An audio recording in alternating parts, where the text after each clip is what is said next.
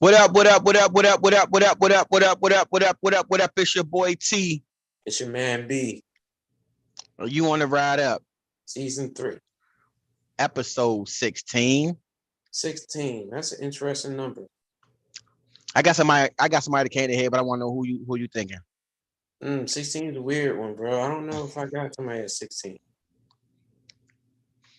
I don't know. I don't... Former 2-time NBA champion. No. My favorite quarterback growing up. San Fran, Joe Montana.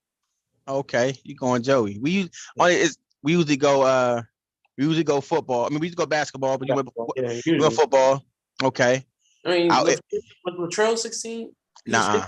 He was 15, right? 15 and 8. He was last episode. I was misrepresenting. I was like, damn. Pau Gasol won the championship with the Lakers in jersey number 16. Yeah. We got one of our usual passengers with us, Ron Brown. What's going on, Ron? What's going on? High style. I'm in the back seat. I had to go grab me something real quick. Me too. I'm in the back seat. Cheers.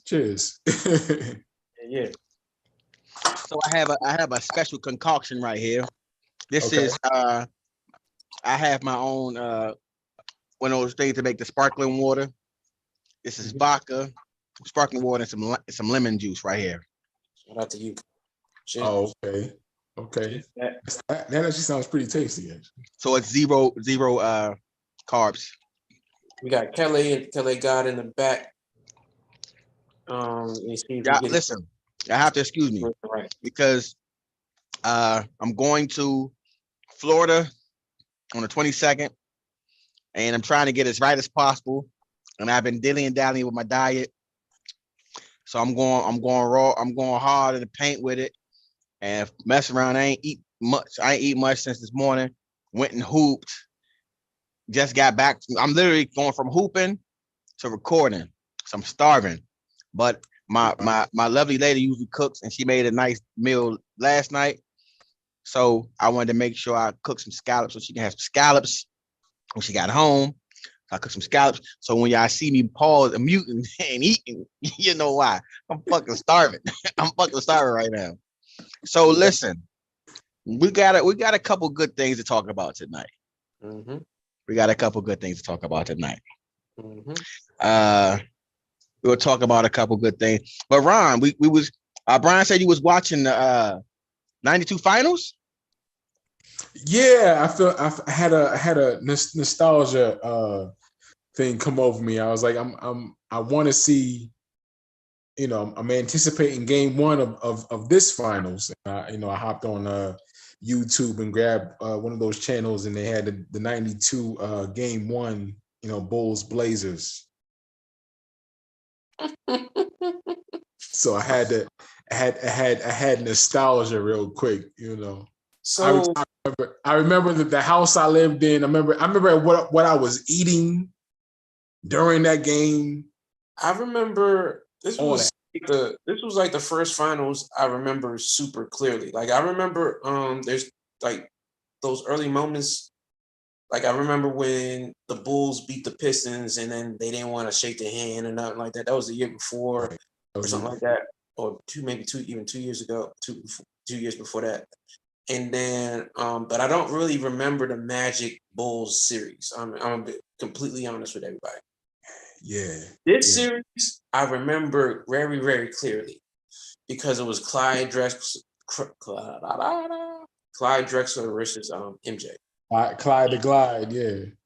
And in 2022, the way I remember it, it's like, guys are calling, guys that MJ played against, plumbers and electricians and all this other. Well, first of all, those are great on trades. People should actually think about the trades when they're graduating. Right. With that being said, right? Shout out to all the tradesmen out there. So real quick, we got a new passenger.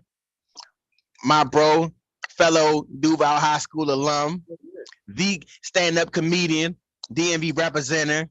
Yes, sir. Dwayne Watts. What's good, my guy? What's good, bro? Fellas? What's going on? Hey, the background too. That's what's up. Hey, this the background I got for every Zoom meeting I be on, Slim, bro. at work and these Jones, bro. Like that shit is gonna be that. Ready for the Zoom. That's what's up. So I brought Dwayne in because for our next topic, I wanted Dwayne's opinion on it. But before I get, so what we're talking about at the beginning of the show is Ron was watching the Bulls Blazers 92 series. And when Brian told me that you was watching it, Ron, I said that's interesting because I wonder how much different your perspective is because I haven't watched that series since being like 10 years old when they were playing in it, right? Right. And I remember even though I knew the game of basketball, I didn't understand the NBA and how a series works. So when I kept thinking it was like they just kept announcing for the game to be played. So I literally only watched one game of the Lakers series, and that was the first game because I thought it was one game because nobody explained to me, hey, the NBA playoffs, it's a series, because I come from a football family and I'm used to everything being, if you win, you go to the next round. You know what I'm saying? Because you think about it, in 91, you in DC, the Washington Redskins were the champions. So that's what I was watching. So I'm thinking they're the same thing. So when it got to 92, that's when I finally picked up on it. And I started saying, okay, it's more than one game. Right. So I'm watching. So you had a short attention span, is what you're telling us, because you basically just like, oh, they just wearing different colors in this long ass game. Like you just thought this was a long ass game, and they just kept changing jerseys in the middle of that bitch. Is that what you're telling me? In the Lakers, I mean, because that's what it is, and that's fine. You know what I'm saying? I'm your brother, bro. I ain't gonna disrespect. In the Lakers series. In the Lakers series, it threw me off because you realize, the Lakers at that time, they would wear purple and gold. And from my knowledge, it's like no excuse, bro. It's fine. Listen, man, we all adults, man. Accountability is what I hope this is what we talking about today. Listen, I hope we talking about accountability, man. Fuck you and fuck you. The Lakers like the only team that played in 2 visiting jerseys, bro. Come on. Look, you the one that just you was real loud about this. Like I thought you was gonna stop at some point, but you I was 9. I was okay with that. I was 9. Another thing, are you doing this interview and flying a plane at the same time? Why do you have that headset? Like, everybody else got some fucking AirPods and stuff. This nigga got a breaker 19. We're gonna send in tower. We up in tower. Tower, we up in tower. What plane you want to land? This is flight 93. We're here trying to get. I'm about to call TSA on this nigga. This is the back of the school bus. The back of the school bus. He driving some shit. He got that at a truck or bus stop, nigga. He's like, oh, these look adequate. I like them. This ain't what you called me for, though. I swear to God, this ain't what you called me. No, this is exactly what I called you for. But you should have came up with the fucking with that headset. Like, what the fuck, man? Listen.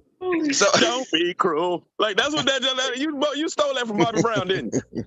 That's the joke Bobby Brown had on in the video. Don't be cruel. Cause I would never do that thing to you. Hey, nigga, I'm at the bar too, nigga. We do not own copyrights. We do not own copyrights. I'm out and about, nigga, and I'm at the bar, nigga, over here entertaining situations. And he was like, get on the call. So the situation is inside the bar right now, and I'm outside. So talking about you and this goddamn airport headset you got the fuck on. So since I have you on, I don't want to waste your time. Let's get into it. Get straight to it. D.L. Hughley versus Monique. Right. For the audience who's listening, who don't know what happened, D.L. Hughley and Monique were supposed to be going on tour together. I don't know how long the tour was going to be, but they were at least doing. They didn't make it. They didn't make it past the show because they both got fluke ass contracts from their fucking promoters, where both of them were led to believe that they were going to be headliners. Mm-hmm. And rather than Monique go out and do a set, she went out and spilled the tea publicly to the point where and then ran off stage and made a little saying, called him a bitch, and said contract this, contract that, and DL's not one to bow down. He was like, nah, here go my contract. This is my paperwork that says I'm the headliner, I'm the highest paid, I go on last, and I can set who goes where. Whereas Monique only had a sheet that said she was the headliner. We got another passenger, y'all. Say hi. What up, boy? What's going on? Teddy, what's going on, buddy? So Dwayne, what's up, Teddy? Yo, what's your take on it, bro? This is what happens when egos get in the way. Like, in reality, bro, if you sit back and you take the emotion out of it and you look at it, both paperwork is fucked up. Each one, you know what I'm saying? So my thing is, why ain't nobody calling out the promoters on this shit? You know what I'm saying? Like, why aren't the promoters being called out? Like, what games is y'all playing with these people? Because here's the thing about stand-up comedy, bro. This shit is just like golf. It seems like a team sport. You need people to help you, but at the end of the day, it's about me. You know what I'm saying? Right. At the end of the day, this is about me, bro. And I'm sensitive about my shit, just like every other comic is sensitive about their shit. Right. And like I said, our ego is all over the place. Real life. The problem is second fiddle, but the promoter didn't do. I don't understand why the promoters are just sitting there letting these niggas talk like that when they can come out and be like, look, we dropped the bag, we fucked up, these niggas got paid, but we sent out different jumps because we just wanted these motherfuckers on the lineup. And if that's what you wanted, then you could say that. You know what I'm saying? But you knew Monique wasn't going to take a certain type of amount. And that's really what the fuck she bitching about. And it ain't got nothing to do with the goddamn fact that she headline, nigga. The money is different. When you're a feature, you get paid a certain amount. When you headlining, you get the most because you the one putting the asses in seats, technically. And she'd have known that. Motherfucker. Once you find out you're not the headliner, you know you're not getting the bag. She's not naive, man. She's not naive. She played her hand. DL played his hand. They both got jerked by the nigga that motherfucker put the paperwork together. Now but you got two motherfuckers. Did he get jerked though? I mean, look at his record. Like, the nigga got called out. Like, he didn't get jerked, like, financially. He just got it was unnecessary shit. Like, he's in unnecessary shit for no reason, bro. I think he wants none of this extra drama. He doesn't want to. That's what it is, bro. Like, at the end of the day, man, our job is to make people laugh. That's it, bro. That's it. Not and how she did herself, bro. Like, some people gonna be like, that's unprofessional. Some people gonna be like, stand up. But me, I was like, that's some unprofessional shit. It ain't ain't your beef. Like that ain't your beef. Every if comedian, I paid $65 or $40 or however much for a fucking comedy show, I invested in laughing. That was my investment. I invested my time and I invested my money to laugh. So do your fucking job. So with that being said, we knew what Monique's character was because she's been going through this for a long time. I mean, we heard shit, bro. It wasn't all of that shit was real hearsay, bro. It really wasn't like she was underpaid and everything. It wasn't as fact as it is right here. Like this shit right here, like this is like straight fact now.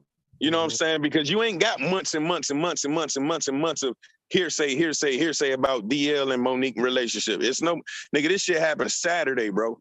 This shit literally happened just this Saturday. And we're still talking about it motherfucking Wednesday night. You know what I'm saying? Because they going back and forth and trying to say who right. And at the end of the day, they probably both right. They both right like a motherfucker. They both got different paperwork. And goddamn, she over here thinking like, oh, you stole my bread. All it is about the money, bro. When you headline and you get the biggest bag, it's that simple. And but she's not gonna get more money than DL regardless, though, right? She said what? She's not gonna get more money than DL regardless, right? No, that's not true. It's not true. Okay. No, you are what you worth. She set her price. If her price is this price, then this is the price that you get her at. If you don't want to fuck with her, you don't want to fuck with her. It's not that difficult. Okay. It's not. You got a number. Everybody has a number, bro. And in this game, you know your value. Whatever you feel your value is compared to what your resume is and all that other type shit, it's all good. Oscar don't mean shit in comedy, bro, because we don't get Oscars for being funny. So none of that shit don't matter. You know what I mean? That's a stellar resume when you want to act, but when you want to do stand-up, that you just another motherfucker. But yeah, you the headline queens of comedy and all that. Like, her resume is solid. She deserves whatever price she quotes. But she quotes, right? Whatever she quoted. Price. So price. If she don't get paid what she asked for, she's either bent on the number or she just fucking stupid. So, a quick question. I mean, both of those things could be true. No, it can't. It's literally one or the other, bro. There's literally no way it's no way you could get jerked out of that shit unless you talking about some other shit. Unless you over here saying, I not only do I want my price, but I want motherfucking the door too. I want the split at the door and the bar and all this other shit. Like what up? What up with it? But it's a lot of intricacies in that shit, bro. Like that's like fucking riders and shit and having all I want is green M&Ms in this bowl when I get back this motherfucker. Like it's like shit like that. But when it comes to that bread, nigga, your price is your price, and they either gonna fuck with you or they not. If they fuck with you and you still don't get your price, that's because you lowballed yourself. That ain't got nothing to do with nobody else. All right, so fuck the price. Let me ask this, because we both saw those performance, whatever the deals or whatever the fuck they were, because DL, put his out and Monique put hers out. They both said headliner of the show, but also DL said, I make the most money. Like, how do you make that happen if you're then like promised? So you promised because you're the headliner and you set your price. This is how much it costs. So then you have to, if you've already gotten into a deal with Monique and said you're worth 15, I then have to then say, yo, DL, I might have got you in for 14, but now I got to give you 2 more? Like that? No. It's so Monique fam. So let me ask you this. Is this like, so when you think about the Monique in the Netflix deal, right? Mm-hmm. Like with Chappelle. Is it not a stipulation? Like there's not a pay scale? There's not a pay scale? I'm not gonna sit there and say it's not a pay scale, but she came in there with a number. She came in there and said, this is what I'm worth. And they said, nah, this is what we think you're worth. Right. Now, she didn't take the deal because she didn't like the numbers. And that's cool. Chappelle is a different motherfucker. Absolutely. Different. He brings asses to seats completely all the time. So if they put a special out on him and he sells out these venues, what makes you think he's gonna bring subscribers to their network, which increases his value? And he knows that. So he said, I want this. We negotiate this. And this is where it stood. And he got what he got. It's that, bruh, it is not that hard. These niggas don't dictate your price. You dictate your price, and then they're just gonna say, okay, you got it, or we don't see you like that. So we're not gonna factor gender in this at all. Fuck no. For what? Not factoring gender in this. I'm just asking. She will. I mean, she will. No, you're not. No, you asked me that question. Yeah. I'm not factoring gender in this because I know women that get what they ask for. Okay. Because they got the draw. Paris Sachet gets what she asked for. Ty Davis get what the fuck she asked for because they bring in they earn what they fucking asked for. Is that so? You're saying Monique thinks she's here when she's really here. But see, and that's what it is. But where they value her at in their eyes, where they value her at is they looking at what kind of draw would she bring. Okay, and they feel as though if I want to make some money, I feel like you make this, even though you got a resume that says the number that you got, nigga. What have you done for me lately? What have you done to show me that that niggas want to see what you got to say? Okay, you feel me? It's not, bro, this ain't fucking I think the whole quadratic equations, bro. This is just simple. I know my worth. This is what I feel I'm worth, and y'all lowball me. It's that simple. When you're a headliner, you're gonna get the most off the bag. It's that simple.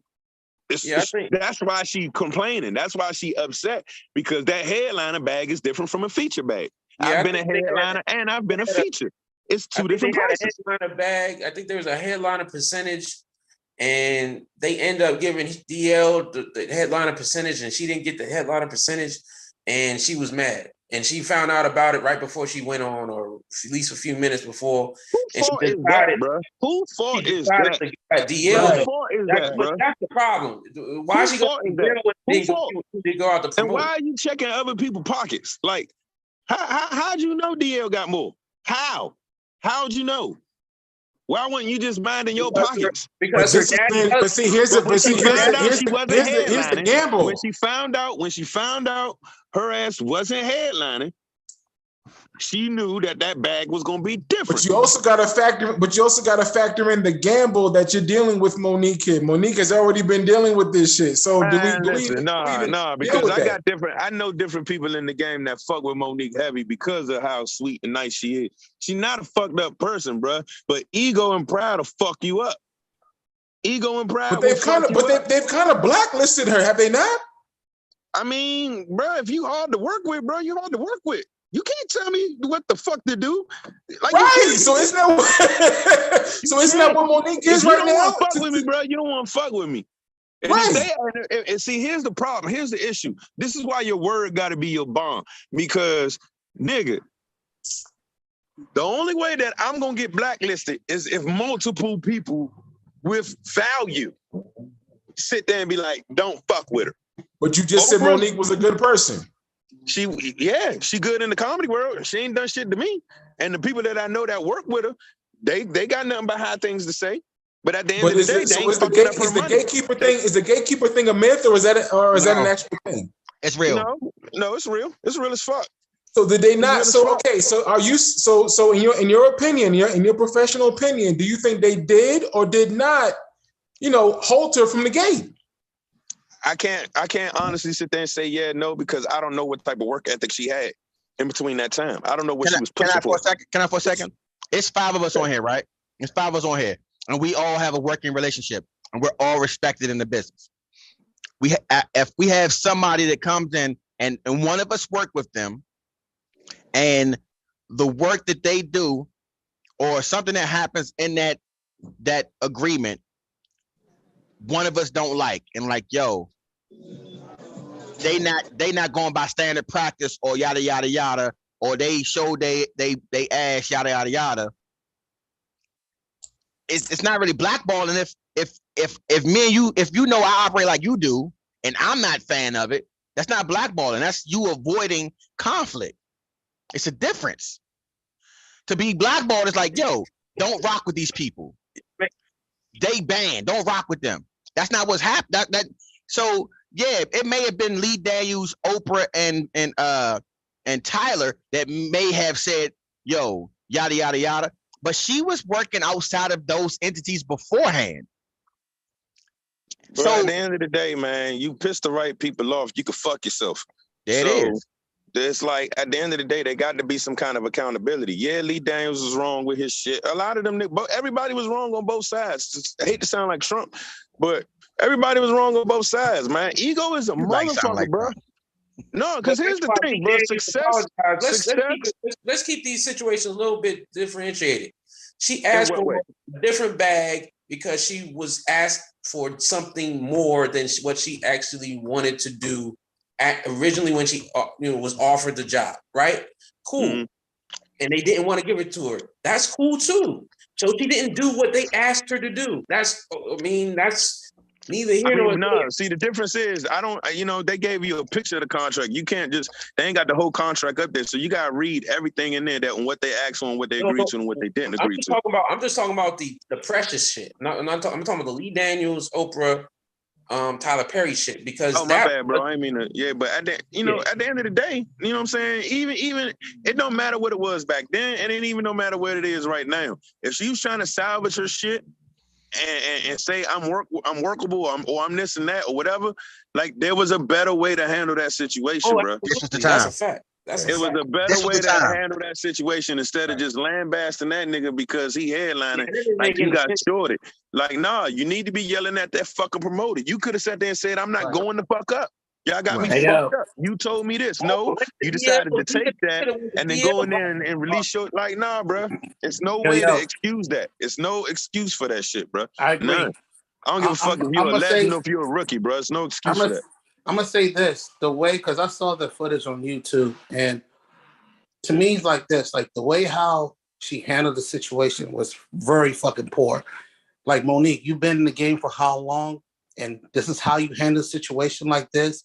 Like that's why you have lawyers. That's why you do things behind the scene. That, like I said, in Detroit, her husband, that was totally out of pocket. You think it's her husband too? I can't respect you. I can't, like, black queens don't do that to black kings. You don't do that. That's the fuck they do, but that's a whole nother subject. You know what I'm saying? No. Hear me out. Hold on. I Dwayne Samuels. My bad. Hold on. I Dwayne Samuels. You don't like. Okay, first of all, you paint the narrative that he's a down low nigga, which is not even true. You question about his dog, not knowing that his father passed away. That's what I meant. Like, you don't do shit like that, bro. You gotta have receipts. You gotta have actual evidence for you to push that narrative. And you telling some other people, because right now, people think that DL's on the down low. That's the reason why DL stands for, not knowing that that's his name. I don't know. DL is a form of blood, nigga. Like, if they ever try to test that nigga, they're gonna see some real shit come out. That's number one. Number two, he only addressed it because it had to be addressed. It definitely did. It had to. It had to, and he has a platform to do it. Thirdly, at the end of the day, whatever happened, the consequences, whatever happens and the consequences that happens after all of this shit play out, that's on her. She got to live in that bed. You think she always gonna have a backing. She would never actually really go broke. If she decided to just go on the road, book her own shows, and do all that shit like she been doing for the last couple of years, she'll be fine. But she missed that. What's up? Do you think after that stunt in Detroit, do you think now people are going to work with her now? Nah, she got to work for herself. Nah, she already signed up for 50 with 50. 50 not dropping her for this. 50 ain't said shit. Yeah, that's what exactly. Nobody's dropping her for this. So 50. They ain't got like I said. At the end of the day, that's a real that's a real thing. Is that a real thing? She's gonna be in F next season. At least allegedly, that's what. That's a real thing though. It's solid, right? That 50 ain't gonna make no shit up. 50 ain't gonna say no shit without saying no shit, bro. But like, you feel me? Like 50, if 50 word on it, then 50 gonna do it. 50 at least give it a shot. And then it's up to see what happens after that. Now, if she fucking start pulling a diva move on 50, 50 gonna call it what he call it. It's gonna happen. And it's that's going to happen. At the end of the day. So if it happens, if it happens with Steph and Monique, what does that say about Monique? It's the same thing it's always been saying. Say, bro, she unworkable. Right. So this conversation is kind of like pointless. It really is. It just is. Like, this topic is really pointless because. But the only point that I'm trying to make is where I started from in the beginning. Ain't nobody holding the promoters accountable. No one said that part. No one called these niggas out and been like, all right, what type of bullshit y'all on? Yeah, because that should have been the first thing she did if she did it. I don't know, but that should have been the first thing she did. Was like, hold the fuck up, bro. Like, y'all told me I was headlining. The paperwork say that. Y'all better fix this shit, or I'm not going to fuck. Because that sounds like some old promoter shit trying to just get the contract done. I mean, let's keep it 100 though. The promoters is the ones really is going, like you said, Monique gonna always be working. DL is always gonna be working. Like, they're gonna be these promoters. Either they're not gonna get nobody to work for them, or they're gonna have to pay out the ass to get somebody. They're gonna have to pay out the ass to get somebody. Save that shit by just sitting there and calling it out for what it is, and just saying, okay, man, look, we wanted both of them. I thought we was going, like, they can even fucking sit there and say, I thought we was interchanging nights. We didn't specify that shit on the contract. That's our fault. Monique, they need to find somebody, throw somebody on the bus. We apologize, but all money was paid. She didn't hide Ice Cube and Mike Epps characters from do like all the big companies do, and find a patsy and throw him under the bus. Like I said, she chose that path, bro. Like, that path was chosen for her. God bless her. As far as I go with that situation, bro, I'm nowhere near in none of their niggas' tax bracket. I am still climbing.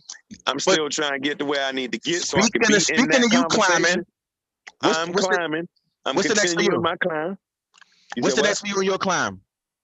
I'm actually at the Hideout in Laurel tomorrow, man. I'm hosting the comedy jam for tomorrow night, and Big Dick. Oh yeah, my man Doug. Oh shit, Big Doug headlining. He headlining. And he's gonna get majority of the bag. Sure? You sure? Yeah, I'm positive. You're not I'm here. positive. I'm positive.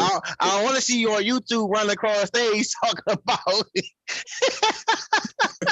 You ain't gonna hear me talk about that shit like that, nigga. You ain't gonna hear me, man. That shit gonna be. I ain't gonna say it. I don't want body shame. Every time I see her on a video, she jogging. Fuck is you jogging to a McDonald's? Oh, you going there? No, wait. See, now look, I thought DL was gonna call her a baggy skin bitch. I would have been crying. That's what I would have said. Hey, are you talking about Monique? Yeah. If it was me, I'd be like that baggy skin bitch. But that's, you know what I said. I said that. I said that's the one thing I give him props for. Through all of this, he has not been. He's not been sidetracked. He's straight to the point. No, he ain't cracking real jokes. Nah, fuck his response. That nigga sounded extra intelligent. She had what was that word he used, young? It was a word he used. That's when how he he always talk, though. It was the goal. It was the veracity. It was something. It was one word. She was quelching. She was quelching. I was like, what the what, you smart bitch? I don't know what that means. And when I don't know what that means, I don't like it.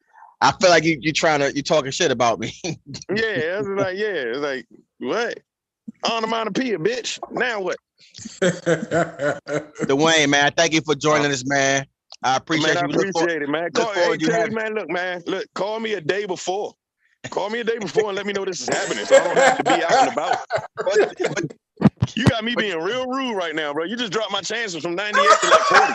Like I gotta put in some work now. Now I gotta goddamn buy another drink, you son of a bitch. I only had a budget of 40. Nigga. We was good on 6 wings and conversation, nigga. And you 6 wings and conversation. Hey, listen. At least you know you got one spot where you can take where you got somebody who can look at the check a little bit for you. Yeah, nigga. But you on this internet with me right now. So like you can't help me in this moment. I'm on the interwebs with you. Dwayne, man, go land them planes safely, man. I'll holler at y'all. I'm gonna land between that big ass gap in your teeth. Hey, enjoy the rest of your night, man. I will, man. Breaker 19, flight 97. We done. Get out of here, flight 97. Hey, Dwayne Watts, my dear friend Dwayne Watts, ladies and gentlemen. Hey, we gotta get it. We gotta even like put up even more dates. If he's working tomorrow, he's gotta be working this whole summer. So, Dwayne's always working. Listen, so I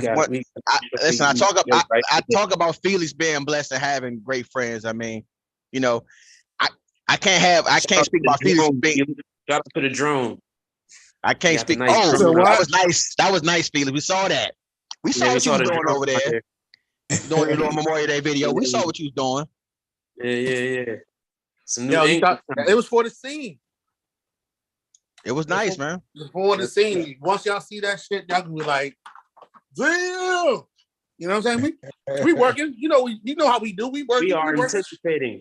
In the word of Loaded Lux, we elevating. You know what I'm saying? You know what I mean? All right, if y'all don't mind, I want to dial back because Brian, I want to get into this whole plumbers bullshit. Okay, yeah, facts. I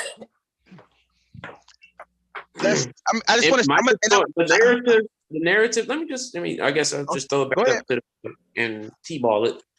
The narrative is Michael Jordan played against his competition was like in 2022 would be plumbers and electricians and UPS drivers, basically. Okay. And I think that is ridiculous. And I mean, we're all 30 plus here, but that doesn't mean anything. I think like can't we look at this objectively? I can look at this objectively and say that like LeBron is one of the 5 most physically gifted people that play basketball ever in life. Can he dribble basketball better than Michael Jordan? No. Does he shoot the basketball better than Michael Jordan? No. Does he look better playing basketball? Pause. I'm done. I'm not I'm done with that conversation. Do we have? Does he? So we're not talking Mike versus LeBron. Does he have that killer Let's be clear. instinct? We're not going to talk Mike versus LeBron. Okay. No, but We're talking their competition. Where the narrative come from. That's We're where the talking narrative come from. Yeah, we're talking their competition. So Mike, wait. Wait, so Mike's competition. Wait a minute. Wait. So Mike's competition was Magic, Larry. I'm gonna be devil's advocate and say it Isaiah, Dominique, Charles, David they don't Robinson. respect them. Huh? They don't respect them, bro. Listen, if you ask somebody that's 25 or I say 20 to 30 right now, Magic isn't going to be the first point guard to come to they're not going to list Magic, Isaiah, or John Stockton as in their top 3 or top 5. He's going to be their favorite player. But that's what the game, right? Because listen, we didn't put we didn't put John Havlicek, Bob Cousy, and we didn't put those guys in our category. The difference is when somebody who's those guys played against plumbers. But the difference is when people older than us who've watched basketball longer than us put those guys on a list, we don't insult those guys. Mm-hmm. That's the difference. It's the lack of respect for the times past that the younger generation has for the game. They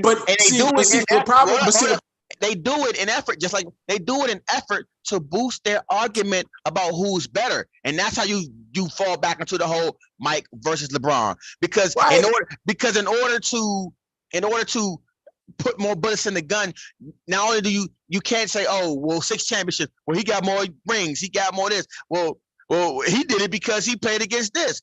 So he lessened the competition because like Michael didn't play against the 2017 Warriors. There's a video clip of Michael saying, I'm not sure what year it was. It might have been it might have been the second 3-peat. not the first 3-peat. It wasn't the first 3-peat. It might have been the second 3-peat. But he said, if we all listen to him, MJ he doesn't play for stats. He plays for championships. He doesn't play for stats. He plays for championships, but also he said it was unfair. He was lying. All right, he said it was unfair. Right. Shut up, T. Don't do that. Hey, listen, T. Listen. I love Mike. Listen. He literally said it's unfair for me to sit up here and compare myself to the guys that came before me. It's unfair to compare myself to the guys before me. We don't compute this. Mike, listen, I love Mike to death. That's not a weak thing. No, that's a NBA fan thing. I can understand that. I'll put you like this. Nobody on this show right now is a bigger Michael Jordan fan than me. We might be on the same level. Mike's bigger. Bro, I don't care. I don't care if you went to Chicago. I don't care if you live in Chicago. You may be as big a Michael Jordan fan than me, but you're not a bigger Michael Jordan fan than me. We may be on par. And that's my word. T.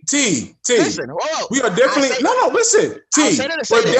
listen. T. We're definitely on par. Listen, that's fine. What I mean is, and then we can have the conversation later. But we're definitely on par. I say that to say my love affair for Michael Jordan, like there's no higher love affair that you can have for a kid that come up from the gutter who couldn't afford to travel to go watch them play. Couldn't even afford to watch them play against the lowly Bullets. You know what I'm saying? And so my love affair for Michael Jordan is on par with any other fans at that time.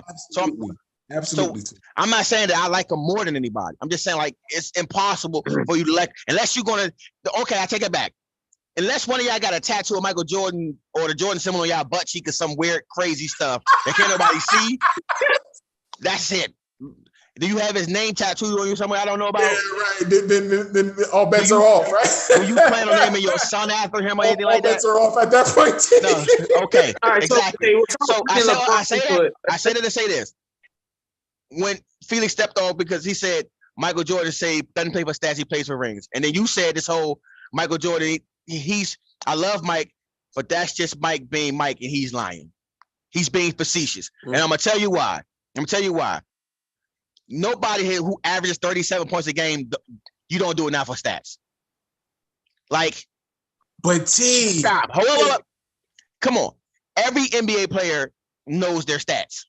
Whether they averaging 1 point a game or 30 points a game, they know their stats. So are you saying to me? So T, you're telling me that Jordan cared more about stats than rings? No, that's not what the statement was. The statement wasn't the statement wasn't that he cares more about rings than stats. He said he doesn't play for stats, he plays for rings. And I'm saying that's a fallacy in it. That's a fallacy in the purest form because part of the game is playing for stats. He's definitely playing for stats. And then on your statement, when he said, and listen, I get it. I get what you're trying to say. It's easy to say that after you won the rings. He didn't make that statement in 88. He didn't make that statement in 89. He didn't make it in 90. Hell, he probably didn't make it in 91 when he finally won one. But that's what I don't think. No. I don't think he made that statement. Honestly, I don't think he made that statement until maybe 97, 98. Until after he was already decorated. And that's what I'm saying. So when you say the whole thing about I don't think it was. I don't think it was necessarily stats though. I'm not calling him a stat chaser. I'm not calling him a stat. Scoring is a stat, right? He is the scorer's scorer. That is a stat. He may not be caring about stuff in the stat sheet, but he cared about stats. Yeah, absolutely. The only stat he didn't care about was probably field goal percentage because the man, if he needed to, he was going to shoot 50 times. You know what I'm saying? Kobe going to shoot 50. Jay going to shoot 50. AI, they're going to shoot 50. Their goal is to win the game. So I'm not saying that it's not. Okay, let me say this. I'm saying it's more parallel than that statement leads you on to believe. Now, then the flip to what the statement you quoted Michael on about the can't compare yourself with the past. If that's the truth, ask Michael Jordan about the people after him and watch his face frown up. That's okay. It got to go both ways, Mike. We're always gonna have, but we're doing it right now. This is why we have these conversations. Period. Absolutely. Okay, so I did this because at one point, Ahmad, when we all saw that clip, Ahmad Rashad said LeBron or Kobe, and he goes, well, Kevin Durant. Like he had that response. I think. Yo, Ron, let me ask you a question, bro. Yeah, Felix. What was has Kobe in his career actually? Yo, let me get Tracy McGrady. Let me get Tracy McGrady. Let me get Allen Iverson. Let's win some championship. Never. Has MJ even let me hit up Clyde Drexler. Let me hit Magic. Let me hit Patrick. I don't know. Yeah, I know where you're going with this comparison with LeBron, bro. Like, let's say, like, it sucks that LeBron had to go to Miami, leave South Beach to play with his teammates, his friends, just to win championship. And then we here comparing, okay, LeBron James is way better than Jordan. Like, cut it out, bro. Okay, Felix. Cut it out. Wait. Can I just ask a question? Let us say this for fact. Wait, hold on a second. Minus the 6 for 6 that he's perfect in the dance where it matters the most. That's the only argument I need, Sean. In NCAA, he's never lost. In World Olympics, he's never lost. Like, come on, bro. Like, stop it. LeBron James is the greatest. He's the greatest from 2005 till I won't say now, but stop comparing him to Kobe. He's not better than Kobe. He's not better than MJ. Like this, let's just stop. Stop with the All black right. So rhetoric, man. Okay, let's stop. Okay, that's great advice. That's great advice because I did this conversation a disservice by bringing his name up. We're talking about 2022 and the competition of the league versus 1992 in the competition of that league or the league at that point. 30 years ago. 20 years ago. Oh, 30. I'm sorry. Damn. I'm 30 old. years ago. This is 30 Jesus years ago. Christ. Hey, Yeah. Ron, on behalf of everybody 39 or older, man, fuck you for saying that just now. Right.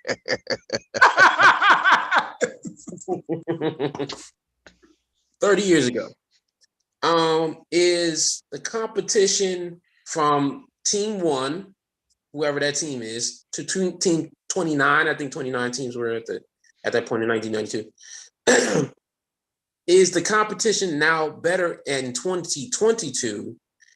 1 to 30. I don't know how many teams are. I don't know. No. Hey, listen. Don't think so. Wait, I would. Let me say you this. know what? The game has to. Listen, the game has to evolve. By the time you got to think about 20 years down the line. Whatever that guy is coming towards the end of his career, whether it's John Moran or whether it's Zion, whoever the fuck you want to put 20 years down the line. There's going to be somebody that's going to be growing up and saying, oh, my God, he's the greatest player of all time. So to respond to what you just said, no, it's not. Just flat out, you just said.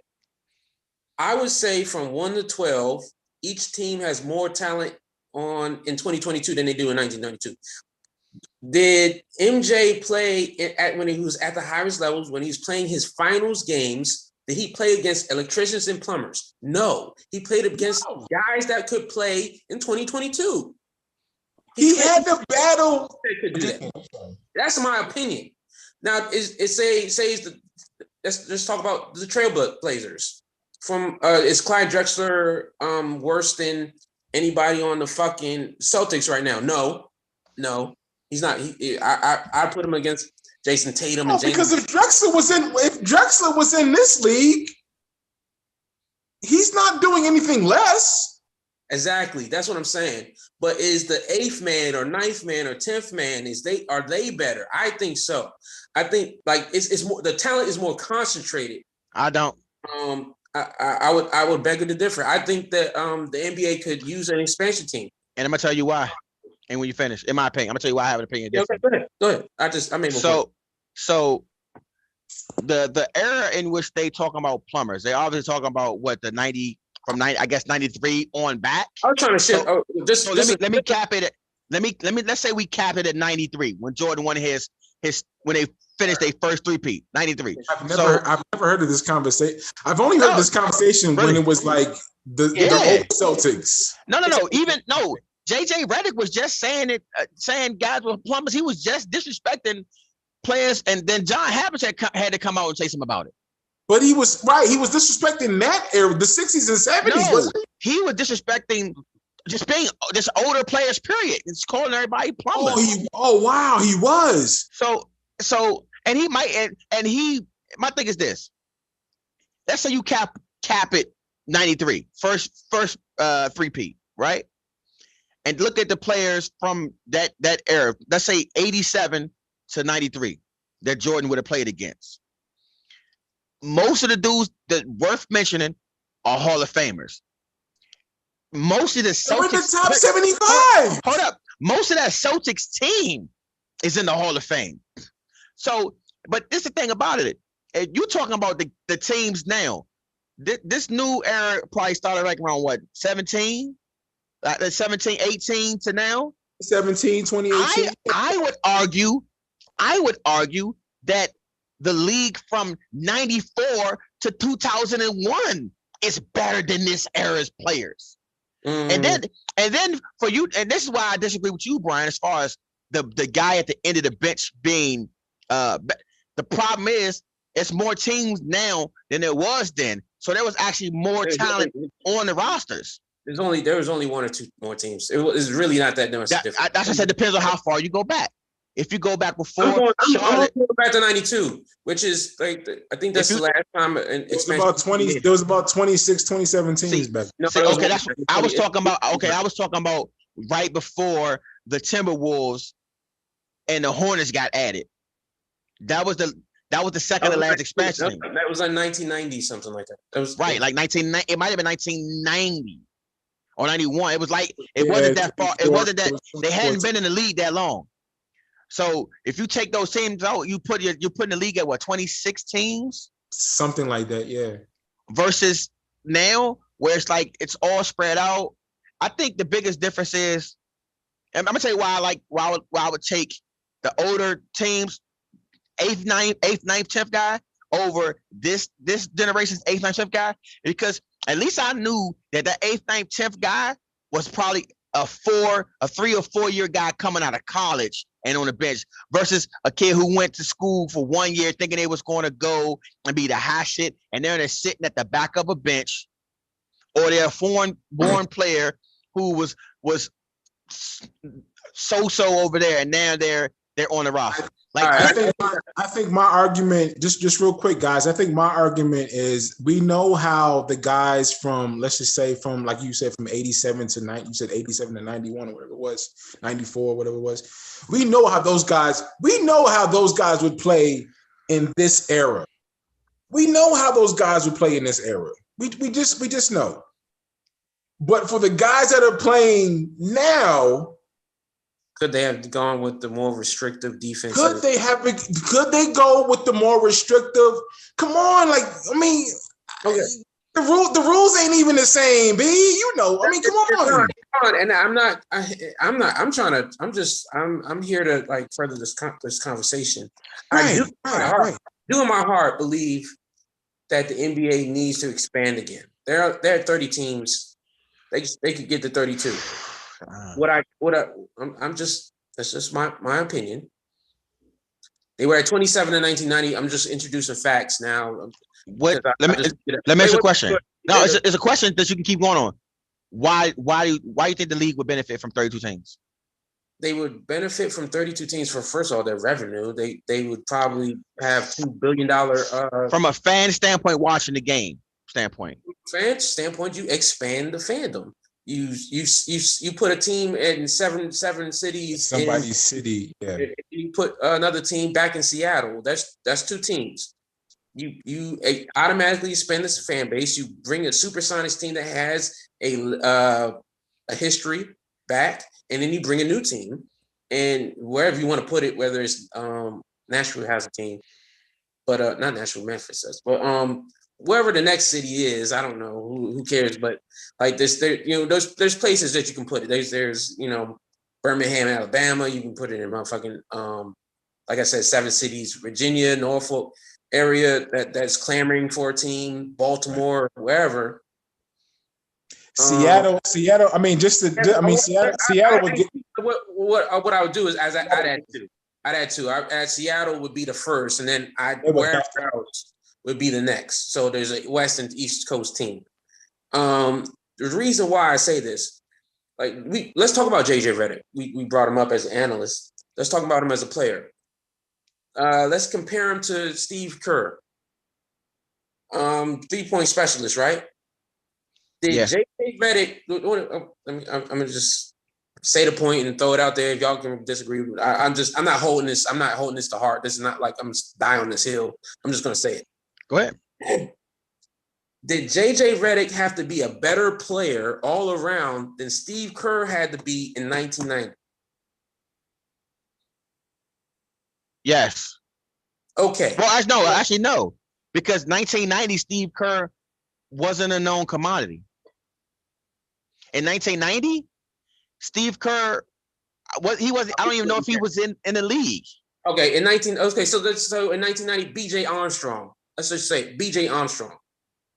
B.J. Armstrong is better. Maybe Craig Hodges. Maybe no. The skill set for JJ Redick was different, and it was different, and it was asked to be different compared to Steve Kerr. Sorry. Fuck both those comparisons. Craig Elo. Craig Elo's probably a better comparison. Did JJ Redick in 2020 or 2019 have to be better than Craig Elo? I believe so. And reason why is because JJ Redick came in with like definition because he played for Duke. So he didn't have to find a niche for himself. His niche was already in place when he got in the league. He just had to double down on being a shooter. He didn't. I mean, I see if JJ Redick if JJ Redick had made all-star teams, or if he was getting max deals, or if he was JJ Redick played on like 10 teams.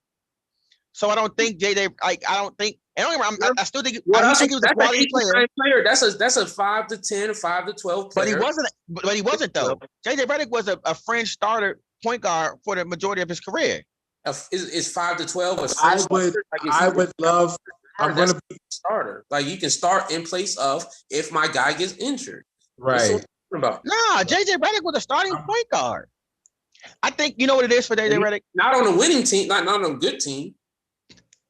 You know, JJ Redick was in the playoffs majority of his. Like I think out of all the years, I think he might have missed the playoffs like one time.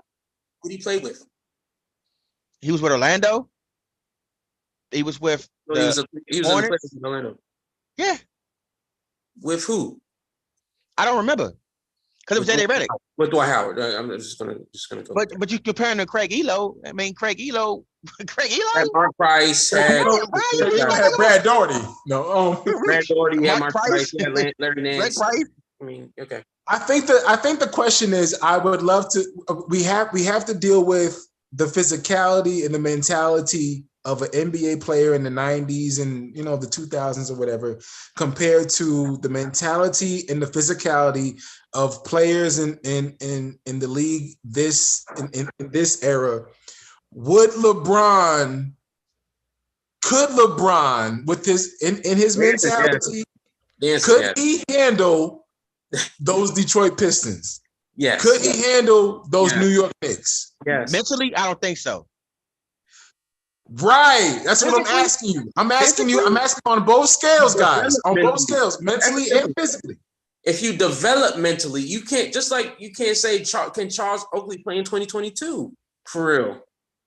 Can he guard fucking Draymond Green? No. I will. I'll answer like this. Perimeter. Can he guard the pick and roll? No. He couldn't in 2022. No. Let me say it like this. But wait. We got to. Oh God. I'll say it like this. It's a great argument. I'll say it like this. I think it depends. The real answer. It depends on who the commissioner is when LeBron is in his prime, and this is why I say this. That part too. This is why I say that because if he has Silver while he's in his prime, then yes, because Silver is pro LeBron. You know what I'm saying? So he's not just fighting. So are you saying Stern? Are you saying Stern wouldn't be pro LeBron? He can't be pro LeBron and pro Mike. No. My argument is we're switching. I'm trying to get away from that argument. No, it's not. But I'm not comparing. Look, I'm not comparing Mike versus LeBron. I'm talking about the powers that be and what Michael Jordan had to represent. Before you say that, let's reset your argument. You're saying if LeBron and Michael Jordan were around the same time, they even say 5-6 years apart. No. I'm saying if they were switched. If they were reversed. I don't know.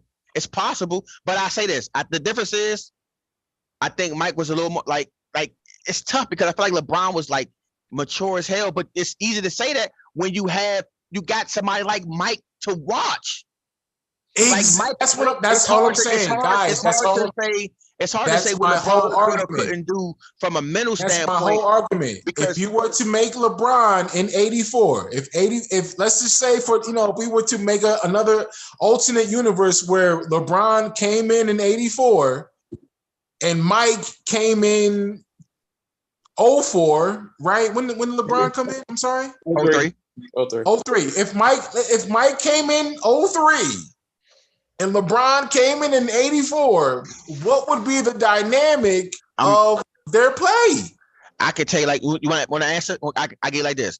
If you take Mike out of 84 and you put number one, you wouldn't see Mike in 03. You know why? Because Mike would have went to college. Mike would have came straight out. He would have came straight out of high school. LeBron would not have went straight out of high school in 84. He would have had to play at least 2-3 years in college. Because that wasn't the thing. But let's keep. But hold on. But Moses Malone came from high school, right? Moses Malone was a 7-footer in the league. Understandable. Giants. LeBron is 6'8". Okay, that's another thing. That's another thing. If LeBron comes out 84, he doesn't get to even have the ball in his hands like that. Yeah, he's not. Look how they treated Magic, who was a point guard at 6'9". Well, they wanted to put Magic in power forward when he came in the league. But Magic never played. Magic was always power. Well, Magic was always point guard. Because Bus was like, nah, I want him to be a point guard. And they made him, and the influence. So then the dynamic would be he would be the second coming. So in the whole dynamic of it, he would be the second coming. He wouldn't be the second coming of Dr. J. He would be the second coming of Magic. Yeah, which he should have been in the first place. Well, she definitely. I think people compare him. I still feel that he was. Yeah, that's. We wanted to put the Jordan stigma on him because of we had to find the next guy. Yeah. But we all knew that his play was more so of Scotty, was more so of Magic. Yeah, we knew this, but we just wanted the next. See, the whole thing is we wanted the next Jordan. We wanted we wanted the next guy to be like, oh wow, who's this guy? And it just might not be that awe and that attraction anymore. The league needed somebody to be the next guy. I agree. The league think about how many guys they tagged as the next Jordan. Hell, they was tagging dudes the next Jordan when Jordan was in his prime. Right. Like, you asking what LeBron would be in 2084? What would Harold Miner be in 2022? Where would Harold Miner be? Come on. If he wasn't called, imagine if they never called Harold Miner Baby Jordan. Imagine that.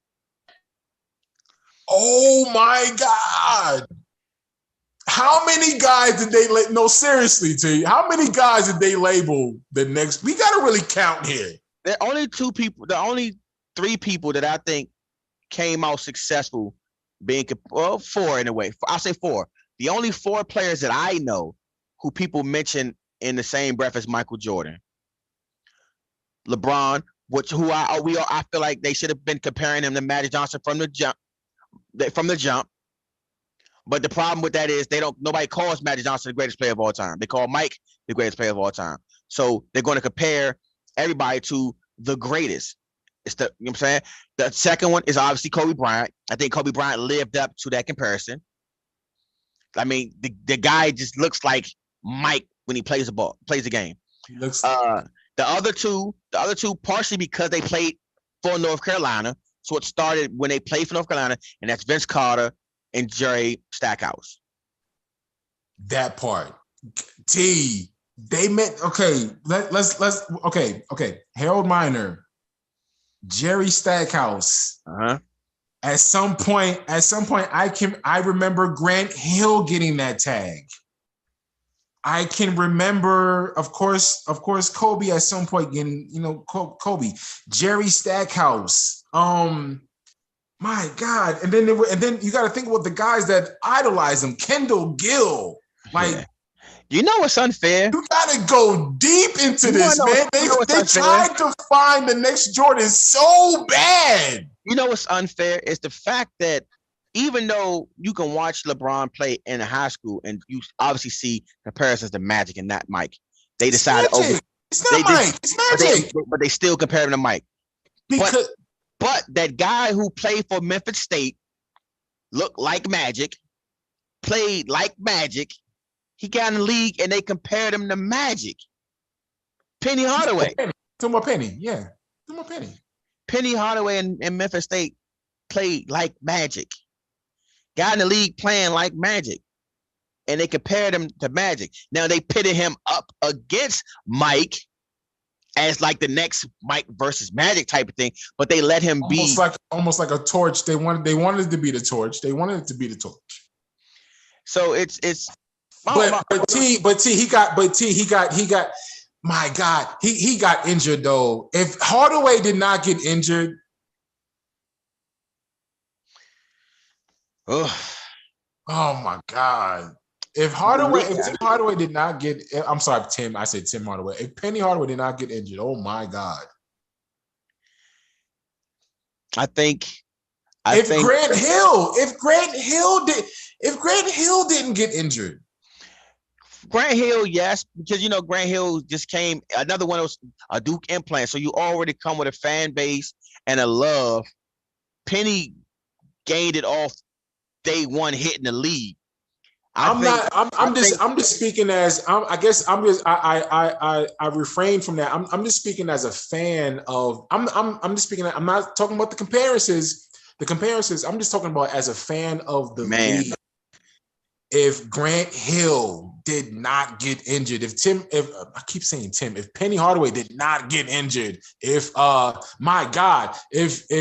Derrick Rose did not get injured, like. People hate when I say this. I don't know that the league is that much different if Derrick Rose doesn't get hurt. Really? I don't think the league is that much different if Derrick Rose doesn't get hurt. Because I don't think because as the lead dog, like he wasn't about to overcome LeBron. Think about it. Once LeBron went to Miami, the Bulls weren't going to be able to bring anybody in that could compete with that team. So Derrick Rose would have had who? A young Jimmy Butler and Joakim Noah? They wouldn't have been able to compete to the point where it would matter anymore.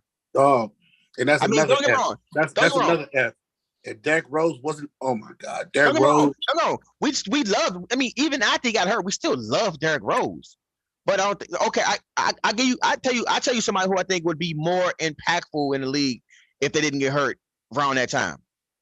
Brandon Roy, yeah. I think because of his game style. I mean, if you got a healthy Brandon Roy and then you had Dame Lillard on top of LaMarcus Aldridge, that team was way stronger than the Bulls team would have been with Derrick Rose. Wait, does that happen? Do they still acquire Lillard with success? Maybe not CJ though. I would think maybe not CJ. I mean, because think about it, they had Brandon Roy and they were still able to get Greg Oden. He's another. Yeah. Portland should have never drafted that dude. That was a bad draft. That was a bad draft. That was a GM in the past drafting draft bigs. My whole argument, I guess where I'm at with this whole argument shit, with the whole, LeBron, Kobe, Jordan, whoever. I don't feel like you're wrong, because at the end of the day, it can't. At the end of the day, it can't stop at Mike. It can't. It can't stop at Kobe. It can't stop at LeBron. Because when LeBron's gone, who's next? When that guy is gone, who's next? It has to keep going. That's in everything. Right. Think about it as all four of us are hip hop heads. It's a similar thing. It's a similar thing. Like the genre has to move forward. Now, sometimes it moves left and moves right, and some people consider that progress. Just moving is progress. You know what I'm saying? But it's the same thing where it's like now people are looking at guys that are rapping now and comparing them to being the greatest of all time. Like I've heard somebody say that they think Future is better than Jay-Z. Like people say that. And I think you guys be stupid. And I think it comes from an impact standpoint, not a skill standpoint. And Future's impact on the culture over the last 10 years isn't something to overlook.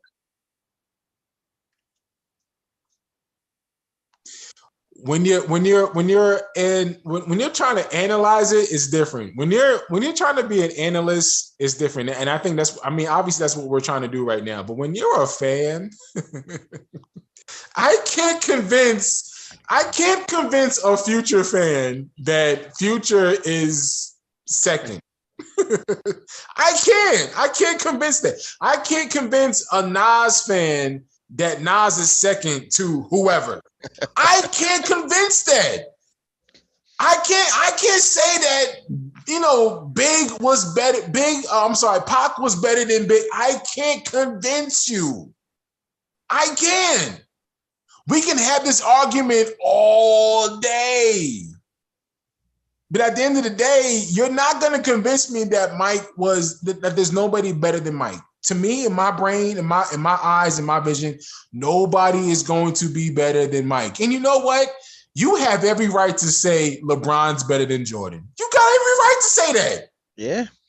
You have every fucking right to say it. You're wrong. He's dead wrong. But you have every right to say that, sir. You know what's really crazy is? It shows you that MJ is still the GOAT when you have to compare other people to because MJ. We're still talking about this man 17 years later. MJ is still mentioned. People are not talking about who's better than LeBron. Who's better than Kobe. You gotta be careful when you say that, though, Felix. They're always comparing to MJ. I get you. I guarantee you, the next 5 or 10 years, next superstar, they're not going to compare to LeBron. Yes, they are. Compare to MJ. And yes, you know they why? are. Because MJ is the fucking GOAT. They are. Period. And I'm gonna tell you why they're gonna do that. Period. Because people like you put that type of dialogue in the air. So you set a precedent. So they start building groundwork for it. Like, oh, so that's gonna be a great. You can't say this is why Jordan the GOAT, because look, they comparing people to. Yeah, that's what happens when you speak blasphemy. You freeze right there. That's when you know you're full of shit. Yeah, freeze right there. I just knew it. Hold on, where's my phone? He's got the jump, man. As he has the jump, he's got the jump. Like I was saying, LeBron James don't even have his own basketball film. He had to do a continuation of what's it called? Space Jam? Yeah, the legacy. The legacy. B, we can't hear you, B. Hold on. You're muted, B.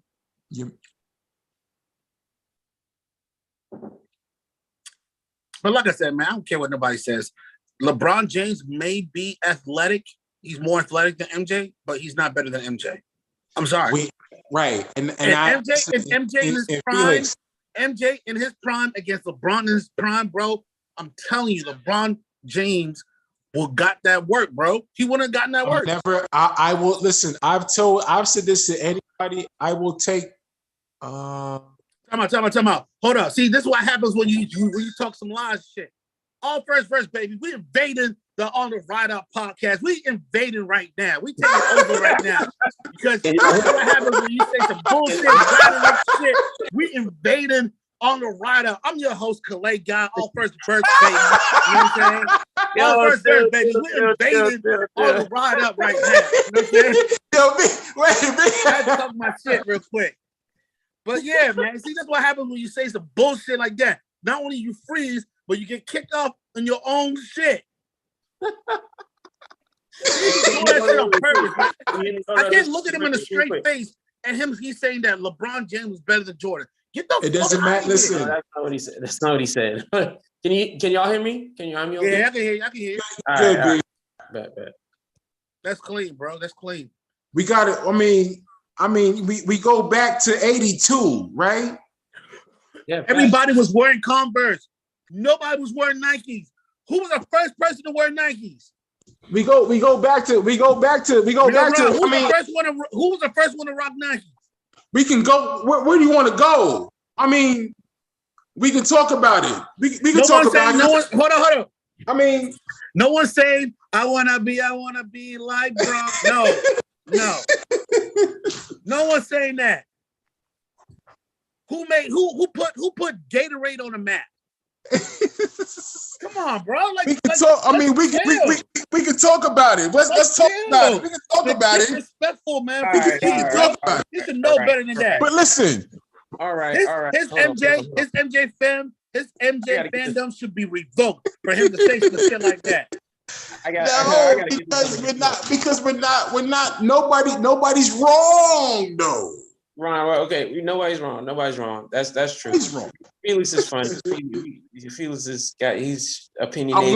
I'm loving Felix's energy right now. I'm loving it. No disrespect. Like, I hate when people compare to MJ. It's like, stop it. LeBron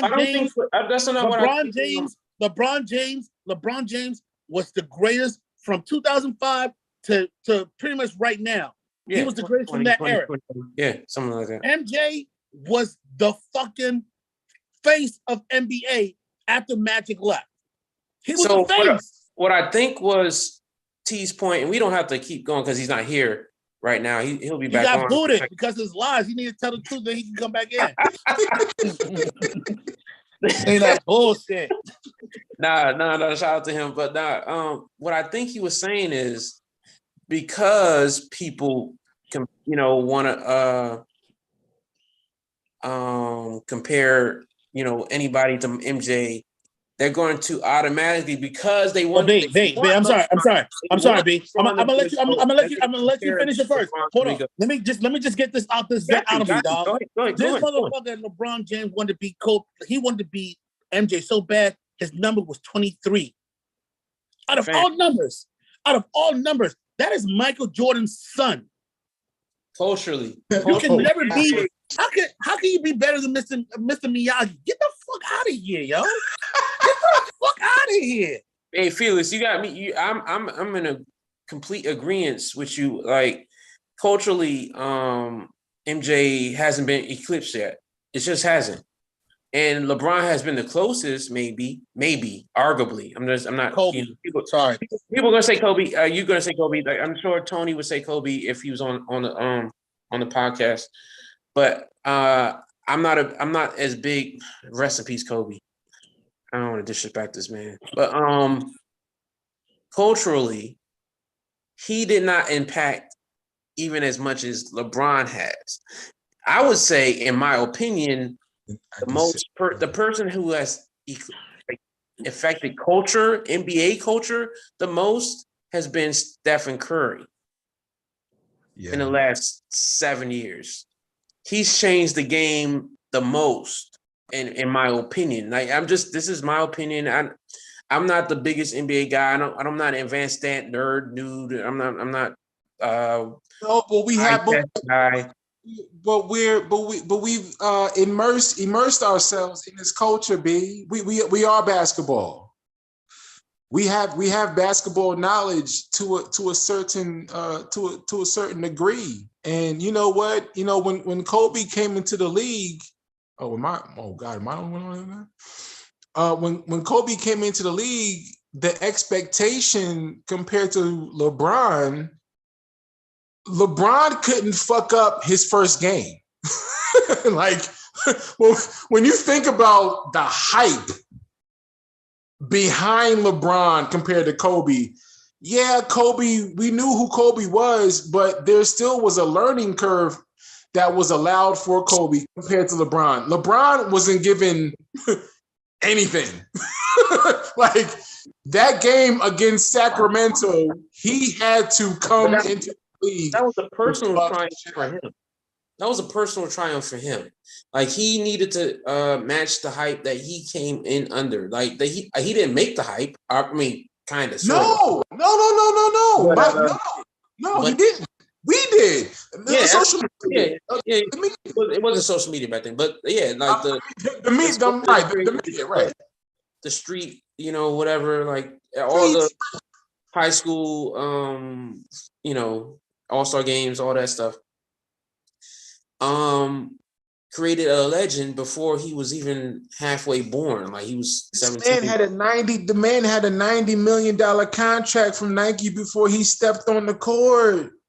It's nasty. It's crazy. Like, I'm just saying. You even look at I'm sorry, B. You even look at the Nike commercial. The Nike commercial. It was actually, if you look at his first commercial, it was set in Sacramento, and he got the ball. And remember, the commercial was like he was just standing still, like, oh my God, what do I do?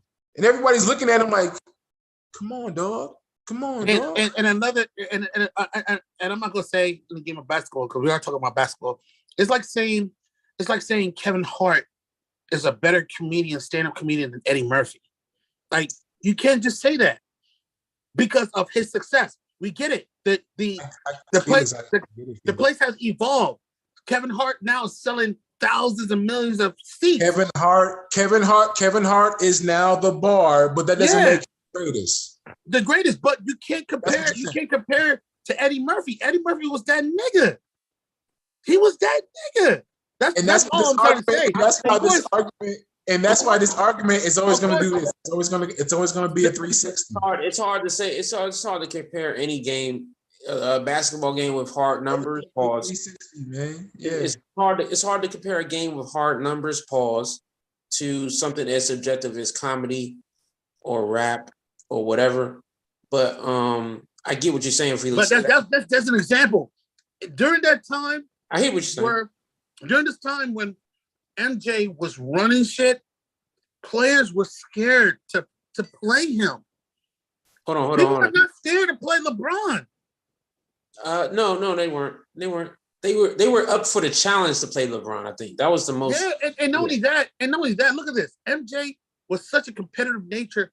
He doesn't even want his peers to win championship. Patrick Ewing, Clyde Drexler, who else in his class? Isaiah Thomas. Barkley, Charles Barkley. Like, come on, bro. Like, let's get it. Wait, Felix.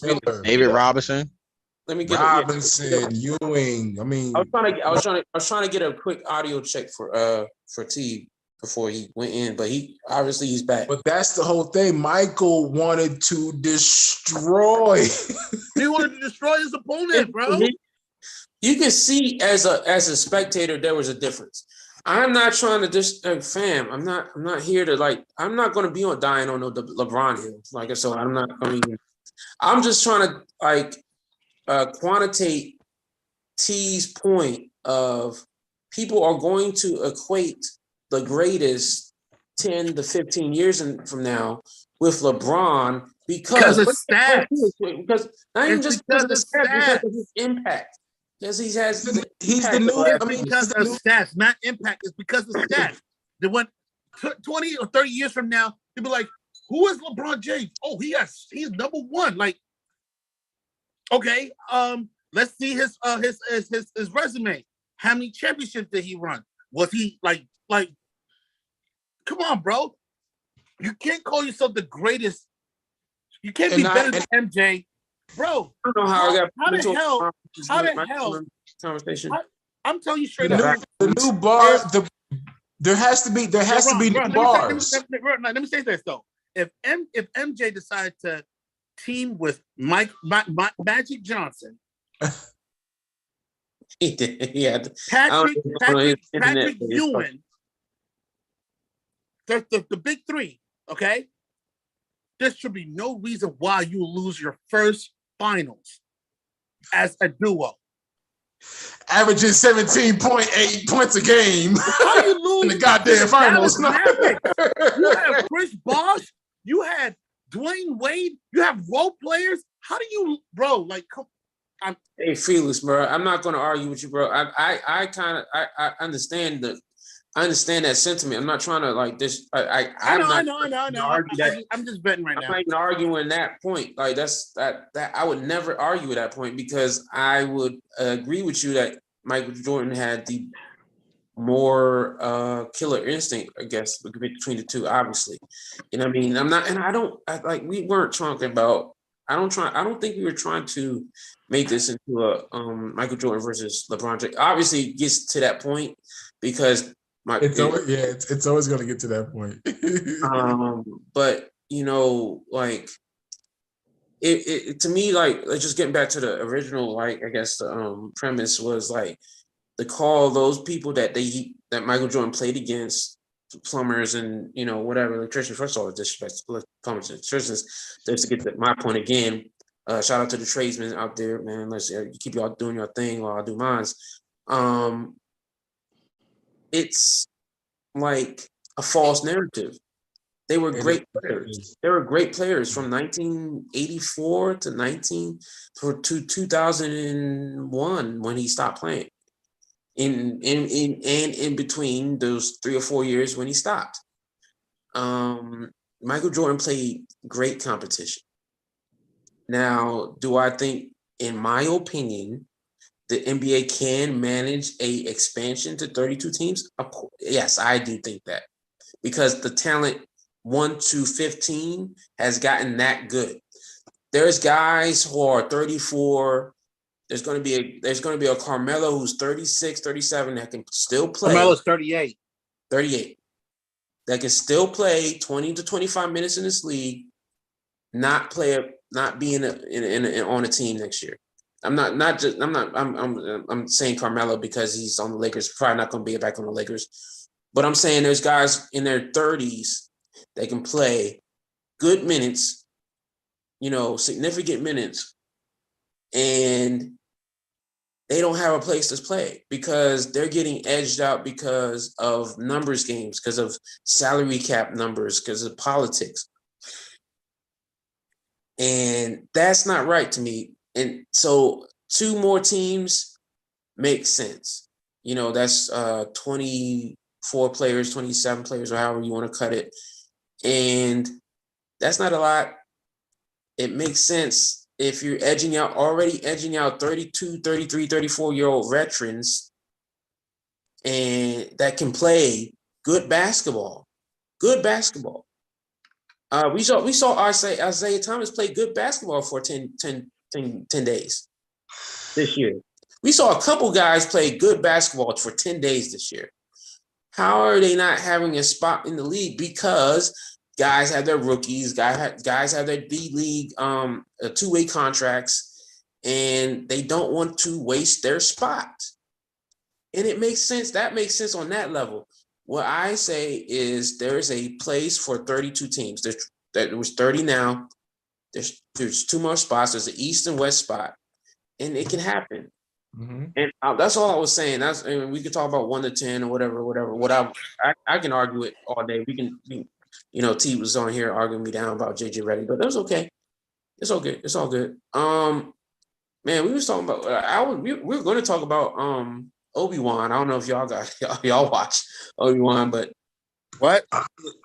I am excited about this. I have not seen any of the episodes yet. Oh, but me neither. They're expanding on the. I don't know how big of a Star Wars fan you guys are. I'm always. But the Mandalorian is coming out next year, and I'm very excited about early that. 2023. I'm a big Mandalorian fan as well. I'm a big Star Wars fan. Period. Me too. I'm also a big fan. I'm a big enough fan that knows canon a little bit past probably casual fans.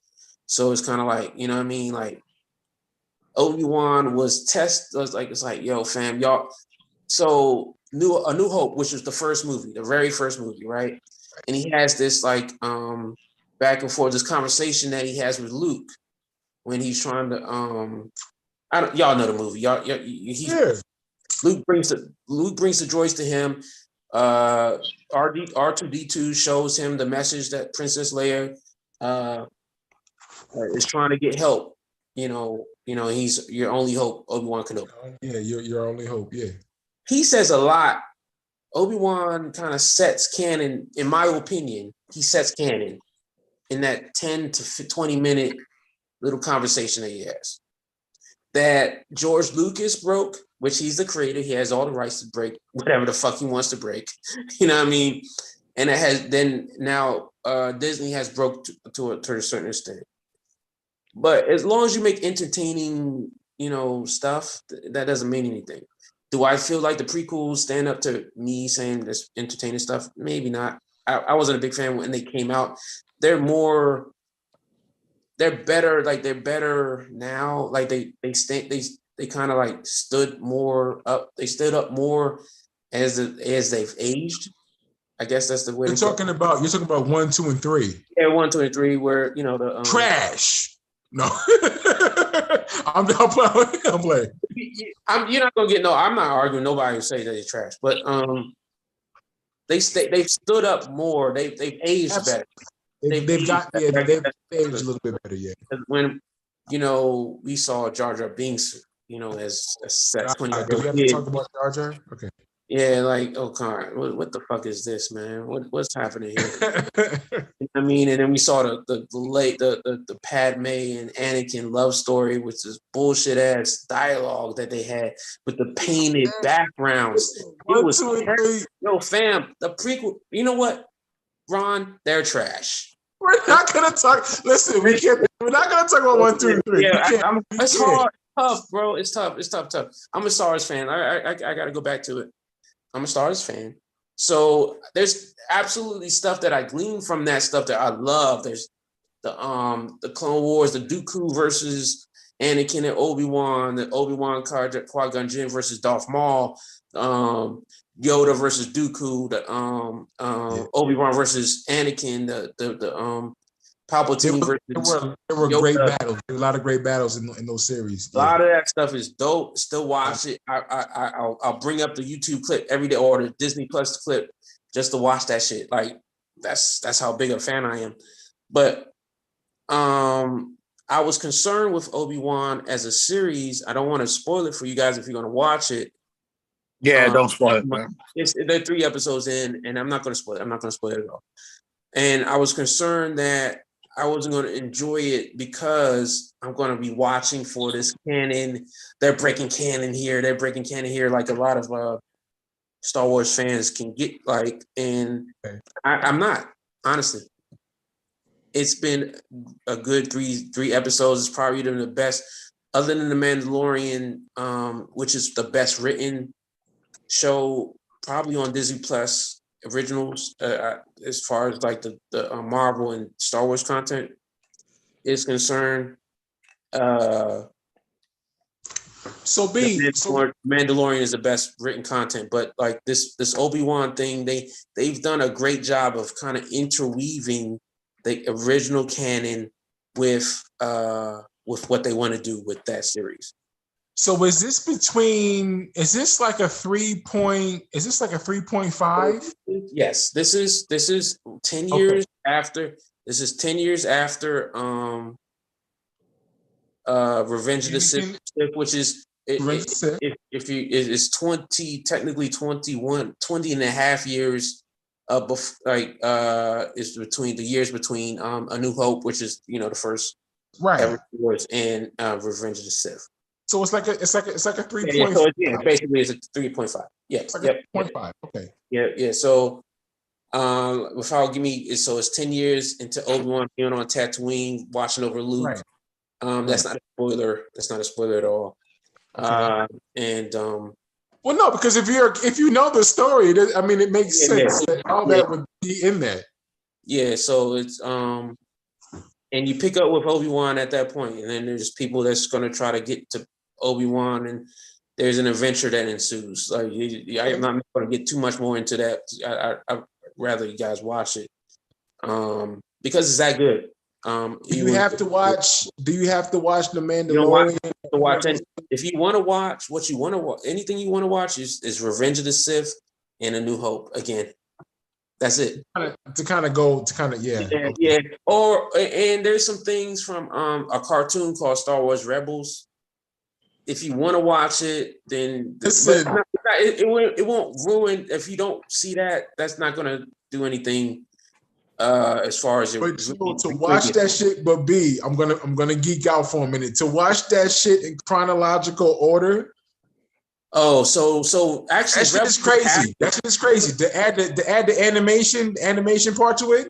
Mm-hmm. That shit is crazy. So Rebels is actually set after this Obi-Wan series. Yeah. So you don't have to watch it. There's characters that are in Obi-Wan the Obi-Wan show, but you don't have to. if you meet him, then you meet him in Rebels, you meet him in Obi-Wan show, it doesn't hurt either. It doesn't matter at this point, right? Yeah, engine. So, man, yeah, man, I'm also I did want to talk about the Star Wars fandom on YouTube for a quick second. Okay. It is a sickness, to say the least. yeah, no, because we're building a building a fandom here on YouTube. We doing it. We do this live. We're trying to do this live every Wednesday. We're trying to get a regular schedule here. You know what I mean? Trying to get it going back. And we were going strong for a good year and a half, 2 years, and real life happens. We don't get paid from this, so we're trying to, get paid from this, and we're trying to make this thing, real, and we're also trying to, have fun and talk to our people. Felix is here, like Ron's been here, Tony, shout out to Rail, Big Bro, Will, DJ, Ty, DJ, yeah, and well, big homie, Burn. Hopefully we can figure out what's going on with his platform and get back on that. And everybody that fucks with us. But so Star Wars, in my opinion, is like as a niche that you can get on YouTube and talk about and gain a following. So I feel that, as I understand that there's a bunch of different niches that you can do that with. And I just gotta say, like, there's a mainstream nerd like channels that are dope. That's cool. Like shout out New Rockstar, shout out Screen Crush or whoever. Heavy Spoilers, Star Wars Explained. Some of these Star Wars centric channels, y'all are racist, and y'all need to get the fuck. That's what y'all need to realize. Y'all are pieces of shit that's clinging on to a great creative platform. Y'all need to get the fuck off of it. Honestly, that's my opinion, and that's how I'm rocking. Like, if you can't understand that there's creators that are trying to make compelling content with people that don't necessarily look like you, then you're a clown. You're a clown, and you need to reevaluate your life. And because this is all fictition. This is all fictional. Like I get it. Like, people don't like to be replaced or whatever, and that's been a topic of concern with some Caucasians in the last 3 years or 4 or 5 years now. Shit, longer than that. But in America, we've had some shooters. We had a guy that killed a guy with a sword, racist, in New York and in Buffalo and in South Carolina, and they have all had similar talking points. And I want to say those things are slippery slope to death for everybody, including you, racist, dumbass motherfucker. And if you get mad at me saying you're a racist, dumbass motherfucker, then you're probably a racist, dumbass motherfucker. If you're getting mad at Star Wars as the property, saying, yo, we stand with the actress that we chose to make this content as a Black woman, we don't want any racists around our content, and you get mad at that, you're a clown. You're the dog that get hit. You're the shoe that fits. You are that. Yeah. And I'm hoping that T can clip this, and whenever we get that. But yeah, man, I just wanted to say that, man. Some of y'all Star Wars niggas, man, you need to grow up. Not only grow up, but like touch the earth. You know what I mean? Take your shoes off and move around a little bit. Get outside. Yeah. Because first of all, Star Wars is not the end all be all to anybody's life. I love Star Wars, just like I've said repeatedly in this last 20 minutes. But also know that there's more to life than Star Wars, and more to life than content creation, and more to life than anything we talk about on this podcast. Yeah. But anyway, man, we're trying to get this nigga back out, and I don't know what happened. It's not working, huh? Nah, he's on punishment, man. I think he was on punishment because MJ was like, "Yo, all right, cut his mic." The MJ gods that be. Felix hacked him. But I liked what this episode. Felix hacked him. I liked what this episode was. I appreciate you, Felix, for coming in the back end, and of course, Ron, man. We're gonna get to an all first soon.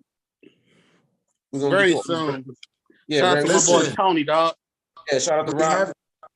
We have to set up a sneaker, please. An episode.